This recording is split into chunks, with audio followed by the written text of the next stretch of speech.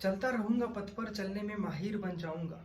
चलता रहूंगा पथ पर चलने में माहिर बन जाऊंगा, या मंजिल मिल जाएंगी, या अच्छा मुसाफिर बन जाऊंगा।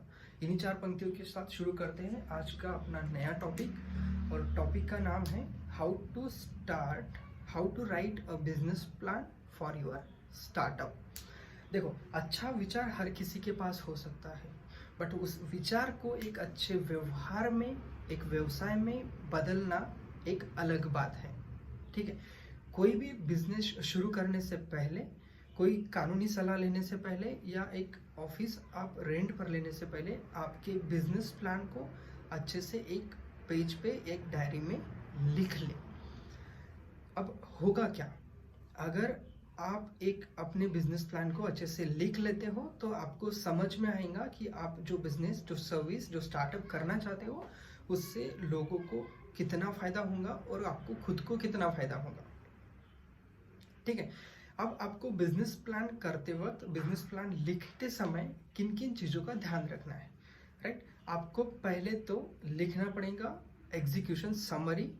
जो कोई प्रोडक्ट, जो कोई सर्विस आप इंडस्ट्री में लाना चाहते हो, मार्केट में लाना चाहते हो, उसका आपको एक एग्जीक्यूशन समरी लिखना पड़ेगा। सेकेंड थिंग लिखना पड़ेगा कंपनी डिस्क्रिप्शन। अब कंपनी डिस्क्रिप्शन के अंदर क्या आएगा कि आप जो लोगों को सर्विस देना चाहते हो वो सर्विस क्या है। थर्ड थिंग आपको कवर करनी पड़ेगी कि पहली चीज लिख दिया आपने इन एग्जीक्यूटिव समरी, सेकेंड थिंग लिख दिया आपने कंपनी डिस्क्रिप्शन। अब थर्ड थिंग आपको लिखनी है डिस्क्रिप्शन ऑफ प्रोडक्ट और सर्विस। जो कोई प्रोडक्ट या सर्विस है वो कैसी रहेंगी वो आपको लिखना है। उसके बाद आपको लिखना है कि आपका जो मैनेजमेंट एंड ऑपरेशनल स्ट्रक्चर है वो कैसा रहेगा। उसके बाद आपको कवर अप करना है कि आपकी मार्केटिंग एंड सेल्स स्ट्रैटेजी जो है आपको प्रोडक्ट को लॉन्च करने की वो कैसे रहेंगी। और लास्ट में अपन देखेंगे कि आपके फाइनेंशियल्स जो है वो कैसे वर्क करेंगे to your startup grow.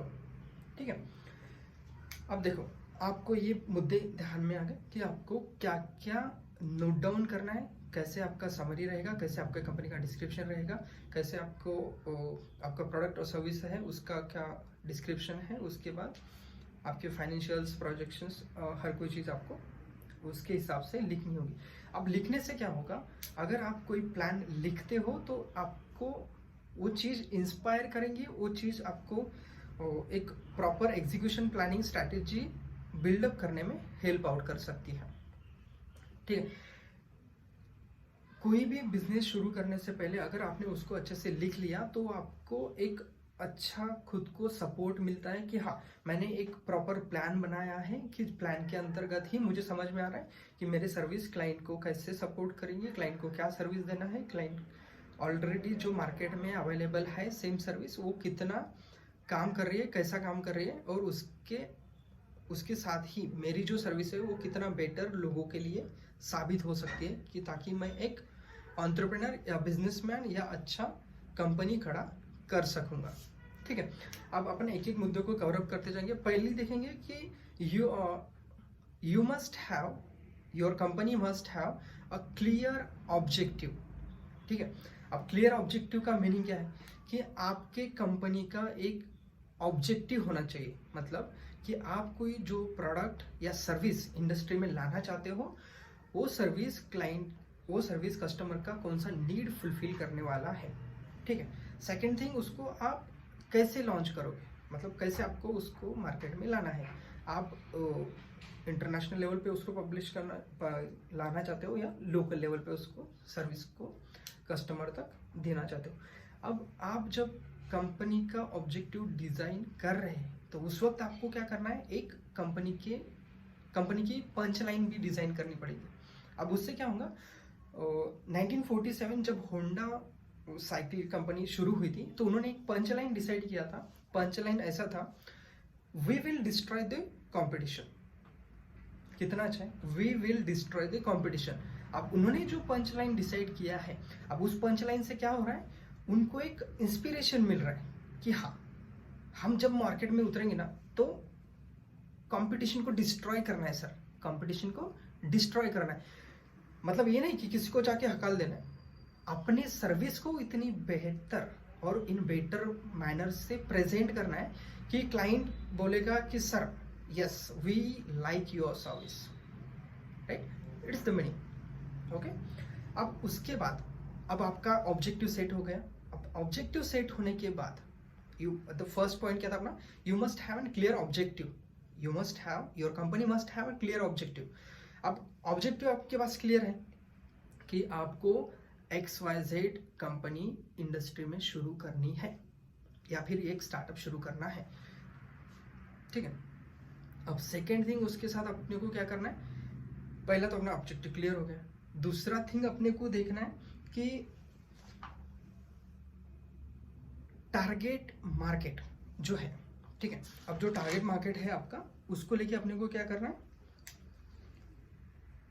Identify your target market. Second thing क्या करनी है, आइडेंटिफाई योर टारगेट मार्केट। देखो, जब कोई आइडिया आप मार्केट में लाना चाहते हो, जो कोई बिजनेस है आपका आप मार्केट में उतारना चाहते हो, ठीक है, तो हर कोई आपके आइडिया को पसंद करे ऐसा तो नहीं होगा, क्योंकि आपका आइडिया अगर हर किसी के लिए बना है तो चांसेस है कि हर कोई आपके बिजनेस को लाइक कर जाएगा।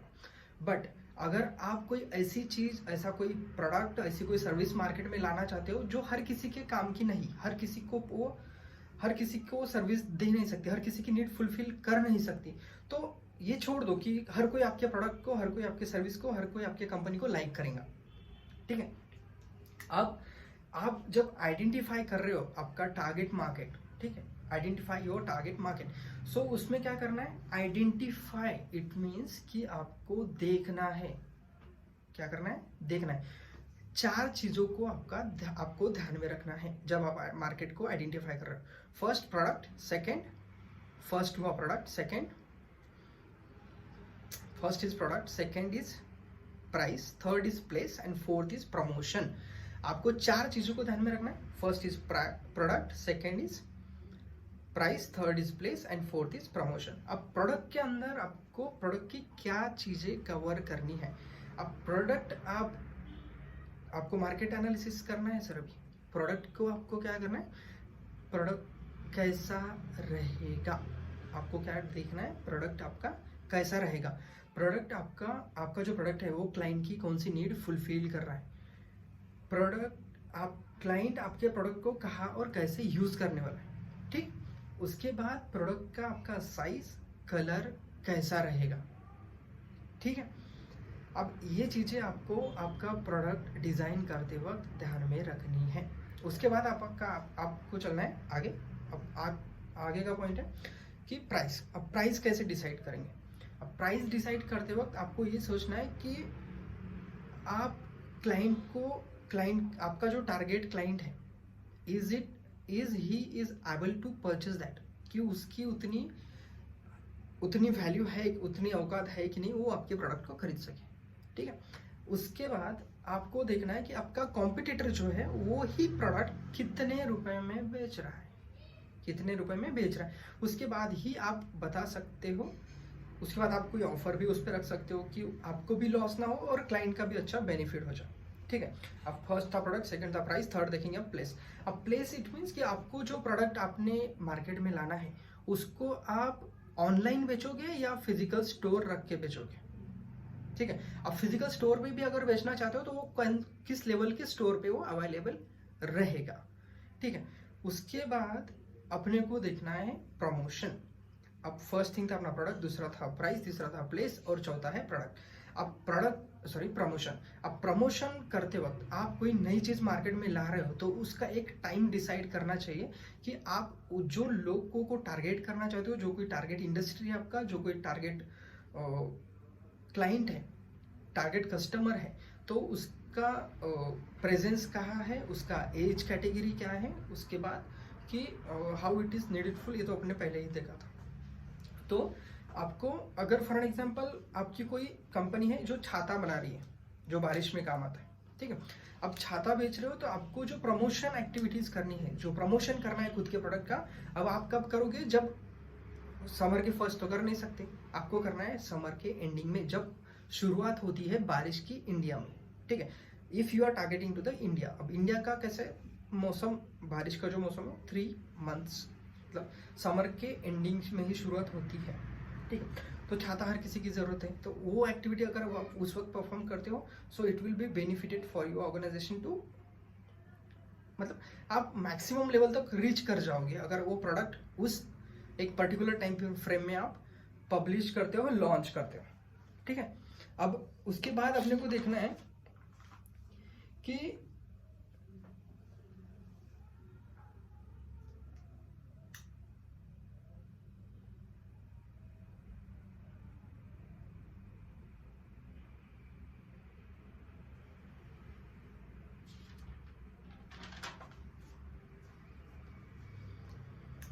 और उसके बाद देखेंगे एनालाइज योर कंपटीशन, ठीक है। अब कॉम्पिटिटर्स को एनालिसिस करने की बात आगे से, ठीक है। अब तक अपन ने क्या देखा कि क्लियर ऑब्जेक्टिव आपका होना चाहिए, second thing identify your target market, और थर्ड अपने को अभी जाना है एनालाइज योर कंपटीशन। अब कॉम्पिटिटर को एनालिसिस करते वक्त पहले आपको डिसाइड करना है आपका नाम, आपके कंपनी का लोगो, उसके बाद आपके बेनिफिट्स, ब्रांड बेनिफिट्स क्या रहेंगे, और उसके बाद आएगा कि आप ऑर्गेनाइजेशनल कल्चर कैसा रखना चाहते हो, ठीक है। देखो, don't expect you will be successful, don't expect don't expect you will be successful if you are launching the carbon copy of your competitor। अगर आप आपके कॉम्पिटिटर की कार्बन कॉपी लॉन्च कर रहे हो तो सक्सेसफुल होने के चांसेस आपके सिर्फ 30%। कितने? सिर्फ 30%। क्या होता है, क्योंकि आप किसी का कॉपी पेस्ट कर रहे हो कि जिसकी सर्विस ऑलरेडी मार्केट में अवेलेबल है, क्लाइंट इज ऑलरेडी ही have that kind of user base, so आपको कंपटीशन में उतरना, उन क्लाइंट्स को कन्वर्ट करना और आपके तरफ खींचना आपके लिए लिटिल बिट टफ होगा। और एज ए स्टार्टअप अगर तुम शुरुआत करते हो तो इट माइट बी हेक्टिक और आप उसमें टिक ही नहीं पाओगे, ठीक है। So little bit it should be different, कि आपकी सर्विस उससे थोड़ी तो भी अलग हो, कुछ तो भी नया इनोवेशन उसमें हो, ताकि क्लाइंट आप उस इनोवेशन के बेसिस पे कैप्चर कर सको, ठीक है। अब इससे क्या होगा कि आप इजीली उस क्लाइंट को कैप्चर कर पाओगे। अगर कुछ इनोवेशन आपने उस प्रोडक्ट में नहीं डाला, आप सीधा सीधा कॉपी पेस्ट कर रहे हो, तो क्लाइंट को क्या होगा कि क्लाइंट का ऑलरेडी ट्रस्ट उस एग्जिस्टिंग प्रोडक्ट पे रहेगा जो कि आपका कॉम्पिटिटर है, ठीक है। अगर वो उस प्रोडक्ट के साथ ऑलरेडी जुड़ चुका है और सेम प्रोडक्ट आप लॉन्च कर रहे हो और सेम प्रोडक्ट को आप अप्रोच कर रहे हो क्लाइंट को, तो क्लाइंट बोलेगा कि भाई मेरे पास ऑलरेडी वो प्रोडक्ट है, so why should I have to purchase your product, right, because the quality and the price is same, ठीक है। सो विश्वास तो मेरा उस पर बैठा है पहले से, ठीक है। अब ये हुई तीन चीजें। अब चौथी चीज देखनी अपने को कि बजट अकॉर्डिंगली, ठीक है। अब अपन ने क्या किया, पहला कि एक अपना ऑब्जेक्टिव सेट कर दिया, सेकंड थिंग था कि मार्केट आइडेंटिफाई कर लिया और टारगेट ऑडियंस, ठीक है। उसके बाद आइडेंटिफाई और टारगेट मार्केट्स कर लिया। उसके बाद था अपना कि हाँ मुझे एनालिसिस कर लिया मेरा कंपटीशन। उसके बाद मैं जाऊँगा कि मुझे बजट अकॉर्डिंग बजट करना है। अब बजट अकॉर्डिंगली मैं क्या देखूंगा कि how much money I need to start a startup, how much money I need to start a startup. अब मुझे एक स्टार्टअप स्टार्ट करना है, उसके लिए मुझे कितना पैसा लगेगा। अब जो जो चीज़ें मैंने कवरअप करते आई है उसके लिए मुझे एक रॉ कॉस्ट निकालनी पड़ेगी कि जिसके बेसिस पे मैं एक मेरा 1 ईयर और 2 ईयर का एक प्रोजेक्शन बनाऊंगा कि मुझे हर महीने में मुझे 1 lakh rupees to 1.5 lakh, it means around 1.5 lakh से 2 लाख रुपए इन्वेस्टमेंट करते जाना है। और उससे फिर मैं मार्केट में जाके मेरे प्रोडक्ट को लॉन्च करूंगा और मुझे मेरे प्रोजेक्शन के हिसाब से यहाँ से प्रॉफिट आना शुरू हो जाएगा, ठीक है। अब बजट आपने कर लिया, कंसिडर एवरीथिंग, ठीक है। आपको क्या करना है, बजट प्लान में कंसिडर करना है एवरीथिंग, मीन्स कि आप की जो बेसिक चीज़ें हैं कि आप कोई इंफ्रास्ट्रक्चर ले रहे हो, ठीक है। सेकेंड थिंग कि आपने कुछ एक इंफ्रास्ट्रक्चर ले लिया। सेकेंड थिंग था कि कोई ऑफिस आप लीज पर ले रहे हो या डायरेक्टली परचेस कर रहे हो स्पेस को। उसके बाद जो आपको लीगल एडवाइजरी कहीं से अगर तुम ले सकते हो तो उसका फीस। उसके बाद आपको जो ऑफिस में लोग काम करेंगे उनका पेरोल, उसके बाद इंश्योरेंस, फिर इन्वेंट्री। अब इन चीज़ों पे जो बेसिक खर्चा लगेगा आपको उसको उस हिसाब से प्लान करते जाना है, ठीक है। अब उसके बाद करेंगे अपना गोल सेट करेंगे, ठीक है। Goal setting your goals, it means identify your goals and financial projections. अब इसमें क्या होगा, अपने को गोल आइडेंटिफाई करना है, अपना गोल आइडेंटिफाई करना है, गोल सेट करना है सर। अब गोल सेट कैसे करोगे, आप जिस प्रोडक्ट को मार्केट में लॉन्च करना चाहते हो, पब्लिश उनको लोगों के सामने लाना चाहते हो, तो आपको एक गोल डिसाइड करना पड़ेगा, तब तक नहीं होगा, ठीक है। एक फाइनेंशियल प्रोजेक्शन बनाना पड़ेगा कि आपको कितना इन्वेस्ट करना है, कहाँ से इन्वेस्ट करना है, कैसा इन्वेस्ट करोगे, कितना खर्चा होगा, कहाँ से आउटकम आएगा, कैसा क्लाइंट तक होगा, वो कैसा चेन बनाऊंगा, ठीक है। ये आएगा सभी अपना identify your goals and financial projection के अंडर, ठीक है। अब उसके बाद क्या करना है, आपको एक स्ट्रक्चर डिफाइन करना है, ठीक है। Clearly define the power structure, it means कि आपको ऑफिस का स्ट्रक्चर कैसे रहेगा, एग्जीक्यूशन कैसे रहेगा, ऑपरेशनल प्लान कैसे रहेगा, ठीक है। मैनेजमेंट बॉडी में कितने लोग काम करेंगे, उसके बाद सेल्स लोग, एग्जीक्यूटिव लोग कितने काम करेंगे, सी लेवल एग्जीक्यूटिव्स में कौन कौन सी पोस्ट रहेंगे, उसके बाद मैनेजर्स कौन रहेंगे, एचआरस कौन रहेंगे, ऑपरेशनल चीज़ें कौन हैंडल करेगा। इन चीज़ों को आपको एक समराइजेशन करना है, एक प्रॉपर प्लान बनाना है। उससे क्या होगा कि हर कोई एक चेन से काम करेगा, और चेन से जो काम जैसे काम करते रहेंगे वो हर किसी को सीनियर लेवल्स को अपडेट करते जाएंगे, और उससे आसानी होगी कि जो कोई टास्क एग्जीक्यूट हो रहा है, चल रहा है, उसका प्लानिंग कैसा है, उसका एग्जीक्यूशन कैसा है, वो कहाँ पे कितना लेवल पे एग्जीक्यूट हो रहा है, कैसे एग्जीक्यूट हो रहा है। You can easily identify that things through the clearly define the power and structure, ठीक है। अब क्या करना है, आपको डिस्कस योर मार्केटिंग प्लान। आपका जो मार्केटिंग प्लान है वो आपको डिस्कस करना है। अब क्या होगा कि मार्केटिंग प्लान आप जब डिस्कस कर रहे हो तो उसमें क्या क्या चीज़ें कवरअप होंगी कि आप आपके सर्विस को जब मार्केट में लाना चाहते हो, जो प्रोडक्ट है उसको लॉन्च करना चाहते हो, तो उसके लिए आपको लगेगा एक वेबसाइट, खुद का वेबसाइट आपको बनाना पड़ेगा। क्योंकि क्या होगा, जो भी प्रोडक्ट आप लॉन्च करना चाहते हो वो लोग अगर कहीं सर्च करते हैं तो लोगों को उसकी इन्फॉर्मेशन ईजिली मिलनी चाहिए। अब वो कहाँ रह सकते हो आपके खुद की एक वेबसाइट बना सकते हो उस प्रोडक्ट को लेके, जो कुछ सर्विसेज है, जो कुछ बेनिफिट्स है, आप उस वेबसाइट पे रख सकते हो। उसके बाद आपको एक्टिव रहना है सोशल मीडिया चैनल्स पे, मतलब आपका जो प्रोडक्ट है आपको सोशली भी लोगों तक पहुंचाना है। आपको सोशल मीडिया हैंडलिंग खुद से ही करनी है, ताकि आप लोगों तक उस प्रोडक्ट या सर्विस को पहुंचा सको। क्योंकि आप देखते हो कि लोग कितने आजकल सोशल मीडिया पे अवेलेबल होते हैं, मैक्सिमम टाइम उनका उसी में जाता है जहाँ जो चीज़ काम की नहीं होती। सो आपको फ्री में सोर्स मिल जाएगा और आप इजीली आपके प्रोडक्ट को लोगों तक पहुंचा सकते हो, ठीक है। उसके बाद जो कोई आपका वेबसाइट रहेगा, आप उससे क्या करो कि लोगों को सब्सक्रिप्शन देना शुरू करो। लोग जो कोई आपको वेबसाइट को विजिट करें उनको एक कोई ईमेल भेज सकते हो आपके प्रोडक्ट को लेके, आपके अपकमिंग सर्विसेज को लेके, जो कोई जॉब करें, ठीक है। अब आपको करना क्या है, लास्ट स्टेप है keep it simple and professional. क्या लगना चाहिए, keep it simple and professional. कोई भी चीज आप जब एग्जीक्यूट कर रहे हो तो सामने वाले को लगना चाहिए कि सच में कितना simple and professionally they are working, they start the working, ठीक है सर। कोई भी कंपनी, कोई भी ओनर जब शुरुआत करता है स्टार्टअप कंपनी के लिए, तो मानता हूं कि इतने जल्दी इतना आसान नहीं होता है कि हर चीज को मैं अच्छे से प्लान करता जाऊँ और एग्जीक्यूट करता जाऊँ। बट जब तक आप उस चीज़ को, जो कुछ आपको करना है, जो आपको इंडस्ट्री में सर्विस प्रोडक्ट लॉन्च करना है, मार्केट में लाना है, खुद का कंपनी, खुद का स्टार्टअप खड़ा करना है और आपके प्रोडक्ट को लोगों तक पहुंचाना है, लोगों को सर्विस देना है और खुद के प्रोडक्ट का, खुद के कंपनी का एक अच्छा नाम करना है मार्केट में और पैसा कमाना है, तो आपको इन सभी चीज़ों को ध्यान रखना पड़ेगा, सभी चीज़ों को कवर अप करना पड़ेगा। अब इससे होगा क्या, आसानी से क्लाइंट आपको मिलने शुरू हो जाएंगे। देखो पहले 2 साल में आपको ये सोचना ही गलत है कि आपको प्रॉफिट होगा। आपको इस हिसाब से चलना है, आपका प्रोजेक्शन प्लान इस हिसाब से रखना है, जो फाइनेंशियल प्रोजेक्शन है वो ऐसे रखना है कि लगभग आज अगर मैं शुरुआत करता हूँ इन सभी चीज़ों की, अगर समझो फॉर एग्जांपल आज मैंने शुरू कर दिया कि आज मैंने एक बिजनेस प्लान लिख लिया। अब प्लान लिखते वक्त मैंने ये सभी चीज़ें कवर अप कर ली जो अभी वीडियो में देखी है। उसके बाद अब मैं शुरुआत करता हूँ मेरे प्रोडक्ट को बनाने में।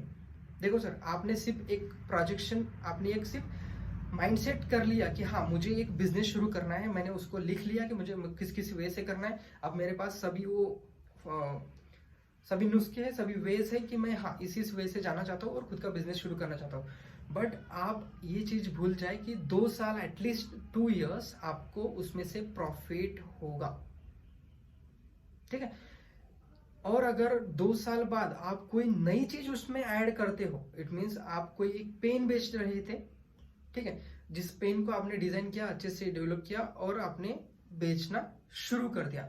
आपका प्रोडक्ट डेवलप होने के लिए कम से कम 6 महीने से 8 महीने लग गए, क्योंकि आपने पूरा उसको इन्वेंट किया, अच्छे से आइडेंटिफाई किया, उसका साइज, स्ट्रक्चर, कलर और कॉम्पिटिटर के हिसाब से हर चीज को अच्छे से सेट कर दी। अब आपने लॉन्चिंग की, लॉन्चिंग करने के बाद आपने प्रोडक्ट बेचना शुरू कर दिया।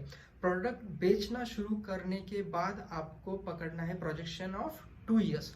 अब 2 इयर्स स्पैम में क्या होगा कि आपका जो इन्वेस्टमेंट कॉस्ट है उसको आपको रिकवर करते जाना है, ठीक है। फॉर एग्जांपल आपको अगर 20 लाख रुपए लग रहे हैं एक कंपनी खड़ा करने में, कितने 20 लाख, आपका वो 1 ईयर में इन्वेस्टमेंट टोटल इन्वेस्ट हुआ है for your startup to launch the product और सर्विस इन मार्केट।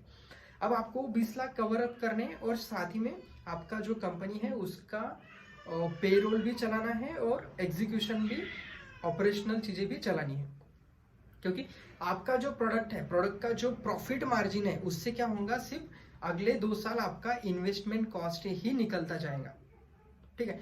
और तीसरे साल से आपको प्रॉफिट दिखना शुरू होगा। Okay, so have a good luck my friend. If you need any help you can put the, आप कोई भी आप एक कमेंट कर सकते हो। कमेंट में जो कोई आपका क्वेश्चन रहेगा I will definitely answer of all those.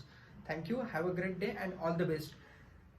जाते जाते वक्त एक शेर कहना चाहूंगा, कर्म करो तो फल मिलता है, आज नहीं तो कल मिलता है। कर्म करो तो फल मिलता है, आज नहीं तो कल मिलता है। जितना अधिक गहरा हो कुआं, जितना गहरा अधिक हो कुआं, उतना मीठा जल मिलता है। Good luck, thank you.